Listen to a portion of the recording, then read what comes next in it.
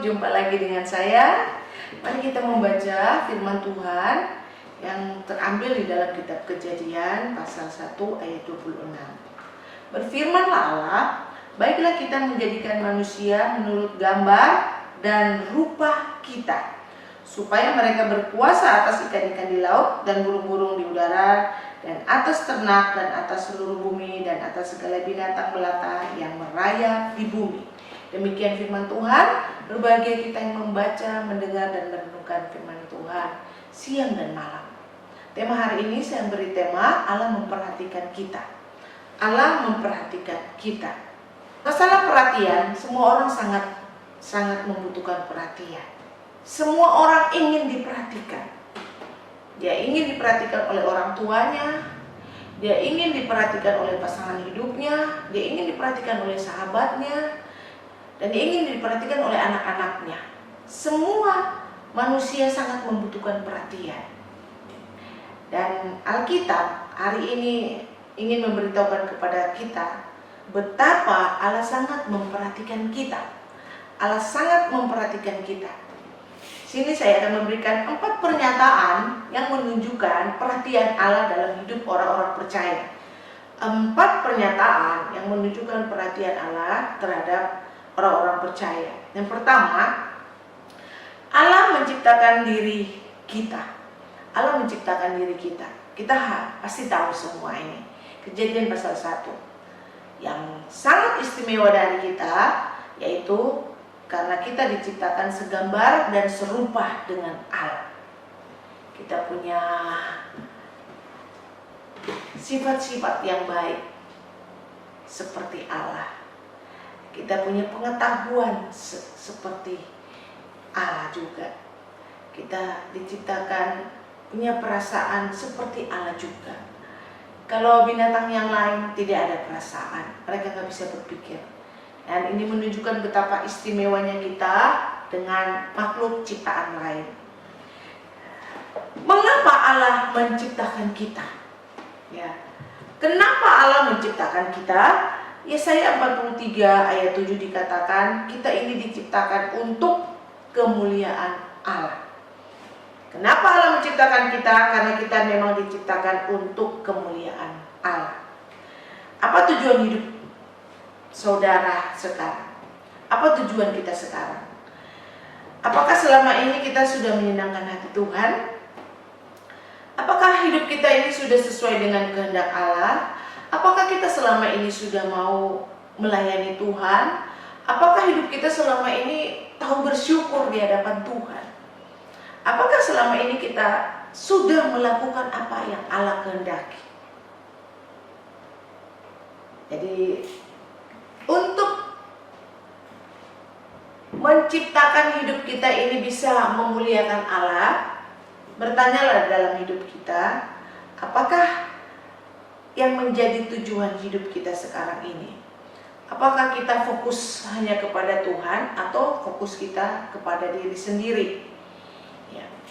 Biarlah kita melakukan semua hal berpusat hanya kepada Allah. Semua yang kita lakukan, Tuhan mau kita berpusat kepada Allah. Bertanyalah kepada Allah, minta izinlah kepada Allah, apakah Allah berkehendak, dan tetap minta persetujuan Tuhan. Yang pertama itu, ya, 4 perhatian Allah kepada manusia adalah Allah menciptakan kita. Kita sangat istimewa dibandingkan dengan makhluk ciptaan lain. Kita lihat yang kedua, bentuk perhatian Allah. Yang kedua, Allah sangat mengenal saudara. Allah sangat mengenal saudara dan saya. Kalau kita membaca kitab Mazmur 139 ayat 1 sampai yang ke-6, doa di hadapan Allah yang Maha Tahu, Mazmur Daud. Tuhan, Engkau menyelidiki dan mengenal aku. Engkau mengetahui kalau aku duduk atau berdiri. Engkau mengerti pikiranku dari jauh. Engkau memeriksa aku kalau aku berjalan dan berbaring. Segala jalanku Kau maklumi. Sebab sebelum lidahku mengeluarkan perkataan, sesungguhnya semuanya telah kau ketahui ya Tuhan. Dari belakang dan dari depan engkau mengurung aku, dan engkau menaruh tanganmu ke atasku. Terlalu ajaib bagiku pengetahuan itu, terlalu tinggi, tidak sanggup aku mencapainya. Luar biasa, satu pernyataan bagaimana Raja Daud tahu betul betapa Allah sangat mengenal manusia, Allah sangat mengenal dia. Sehingga Raja Daud katakan, saat berdiri pun Allah tahu, saat duduk pun Allah tahu, segala pikiran kita Allah tahu. Ini menunjukkan memang Allah sangat memperhatikan kita, Allah sangat mengenal kita. Apa yang tidak Allah tahu dari diri kita? Pikiran kita, segala keinginan kita Allah tahu. Yesaya 43 ayat 1, dia katakan, engkaulah kepunyaanku. Ya. Allah tidak pernah melupakan kita. Dimanapun kita berada, dalam situasi apapun kita, dalam persoalan apapun, Allah tahu kehidupan kita. Allah sangat tahu segala persoalan kita. Mengapa? Karena dia mengenal kita. Dia sangat mengenal kita, luar dalam. Dia tahu dalam hati kita, dia tahu bagian luar kita. Dia tahu masalah saya, dia tahu masalah saudara. Dia tahu isi hati kita. Itu menunjukkan Allah sangat memperhatikan kita. Pertanyaannya, apakah saudara sudah mengenal Allah dengan baik? Kalau Allah sangat mengenal kita, pertanyaannya, apakah kita juga sudah sangat mengenal Allah? Apakah kita sudah sangat mengenal Allah? Atau masih ragukah kita dengan kuasa Allah? Masih ragukah kita dengan pemeliharaannya? Kalau kita masih ragu, berarti kita belum mengenal siapa Allah kita. Kalau kita masih ragu, berarti kita belum mengenal pemeliharaannya dalam hidup kita. Allah sangat memperhatikan kita. Allah tahu kesulitan kita. Allah tahu persoalan kita. Allah tahu setiap masalah kita. Itu yang kedua. Yang ketiga, bentuk perhatian Allah, yaitu Allah mengasihi saudara. Kalau pertama Allah menciptakan saudara dan saya, kedua Allah sangat mengenal kita, ketiga Allah mengasihi saudara dan saya. Jika kita sudah mengenal Allah dengan baik, kita pun pasti akan mengenal bahwa Allah sangat-sangat mengasihi kita. Sekali lagi saya ulang, kalau kita sudah mengenal Allah kita dengan baik, kita pun akan mengenal karyanya, kita pun akan mengenal semua perbuatan-perbuatannya yang ajaib dalam hidup kita. Salah satunya adalah dia sangat mengasihi kita. Dia sangat mengasihi kita. Yesus melukiskan perhatian Allah di dalam diri manusia yang terdapat di dalam Matius pasal 10 ya, ayat 29 sampai 31. Bukankah burung pipit dijual 2 ekor seduit, namun seekor pun daripadanya tidak akan jatuh ke bumi di luar kehendak Bapamu? Dan kamu rambut kepalamu pun terhitung semuanya. Sebab itu janganlah kamu takut, karena kamu lebih berharga daripada banyak burung pipit. Burung pipit itu digambarkan sangat murah, tapi tidak ada yang jatuh kalau tidak dikehendaki Bapa.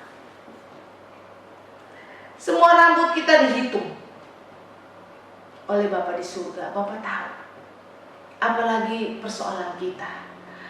Kalau rambut saja Tuhan tahu, apalagi persoalan kita di dalam hati kita ataupun di dalam situasi sekarang ini. Tuhan sangat tahu.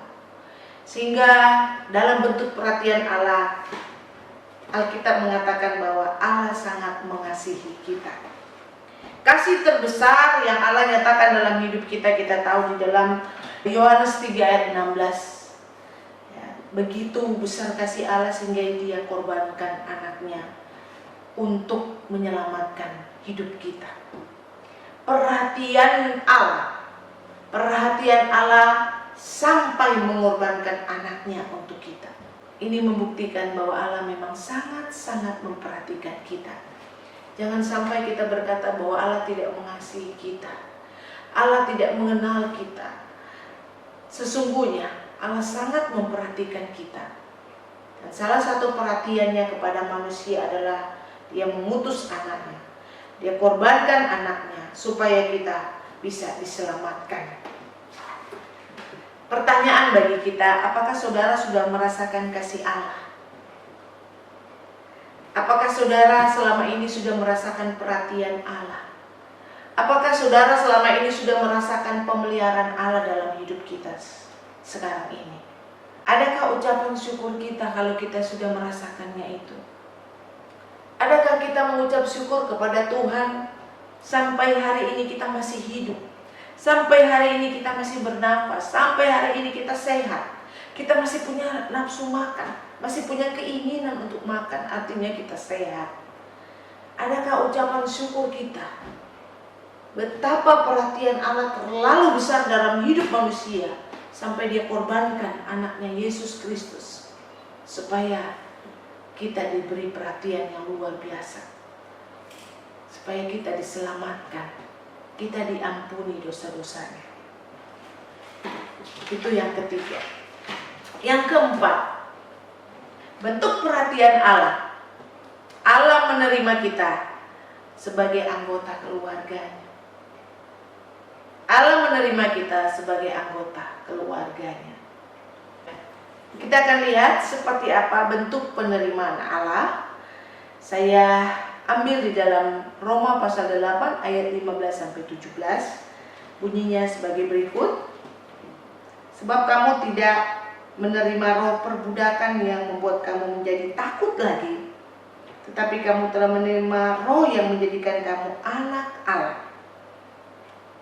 Oleh roh itu kita berseru, ya Aba, ya Bapa. Roh itu bersaksi bersama-sama dengan roh kita bahwa kita adalah anak-anak Allah. Dan jika kita adalah anak, maka kita juga adalah ahli waris. Maksudnya, orang-orang yang berhak menerima janji-janji Allah yang akan menerimanya bersama-sama dengan Kristus, yaitu jika kita menderita bersama-sama dengan Dia, supaya kita juga dipermuliakan bersama-sama dengan Dia. Luar biasa bentuk perhatian Allah dalam hidup manusia. Allah menerima kita menjadi anggota keluarganya. Seperti apa bentuk penerimaannya? Kita diangkat jadi anak Allah. Kalau tadinya kita hamba dosa, kita diangkat menjadi anak Allah. Kita bukan lagi menjadi hamba, tapi kita ini menjadi anak Allah. Ya. Dan kita boleh memanggilnya Bapa. Yang kedua, kita boleh memanggilnya Bapa. Ini salah satu bentuk kedekatan kita dengan Bapa di surga. Salah satu bentuk kedekatan kita dengan Allah ketika kita mengatakan Dia adalah Bapa. Bapa dan anak punya hubungan yang sangat erat. Salah satu bentuk penerimaan Allah yaitu kita juga memiliki hidup yang kekal. Kita berhak tinggal di rumah Bapa di surga. Luar biasa, bukan? Perhatian Allah dalam hidup kita. Perhatian Allah sangat istimewa. Perhatian Allah sangat istimewa. Dia menciptakan kita. Kedua, Dia mengenal kita. Ketiga, Dia mengasihi kita. Dan keempat, Dia menerima kita sebagai anggota keluarganya. Dia menerima kita sebagai anggota keluarganya. Pertanyaannya, masih ada yang ragu dengan perhatian Allah? Apakah kita selama ini tidak melihat perhatian Allah dalam hidup kita? Kita ragu bahwa Allah mengasihi kita. Kita ragu bahwa Allah sangat memperhatikan kita. Hari ini Tuhan ingatkan kita, sebenarnya Allah sangat mengasihi kita. Allah sangat memperhatikan kita. Dia tahu persoalan kita, luar dan dalam. Dia tahu isi hati kita. Dia tahu apapun yang terjadi situasi sekarang ini. Mari kita tetap berharap kepada Dia. Mari kita tetap bersyukur kepada Dia, Allah yang sangat memperhatikan kita. Tuhan Yesus memberkati. Mari kita berdoa. Kami bersyukur Tuhan kalau kami boleh diberikan pernyataan dari Alkitab. Betapa Engkau sangat mengasihi kami ya Tuhan. Engkau sangat mengenal kami. Engkau menciptakan kami. Engkau bahkan menerima kami sebagai anggota keluarga Allah. Kami sungguh bersyukur ya Tuhan. Sebenarnya kami gak layak karena kami orang berdosa. Tapi karena kasih anugerah-Mu Tuhan, Engkau menunjukkan kasih-Mu, memperhatikan kami luar dan dalam. Terima kasih Tuhan untuk firman-Mu. Terima kasih untuk kekuatan yang Kau berikan buat kami di tengah situasi sekarang ini. Kami akan tetap terus berharap kepada-Mu, karena kami percaya Engkau tahu setiap persoalan kami. Terpujilah nama-Mu Tuhan. Berkati jemaat-Mu dalam setiap persoalan. Berkati jemaat-Mu iman mereka. Berkati jemaat-Mu di dalam sakit penyakit. Tuhan, biarlah Engkau yang mengangkat sakit penyakit mereka. Engkau yang menolong setiap persoalan mereka. Bapa, ini doa dan harapan kami. Kami bawa hanya kepadamu. Dalam nama Tuhan Yesus kami berdoa. Amin.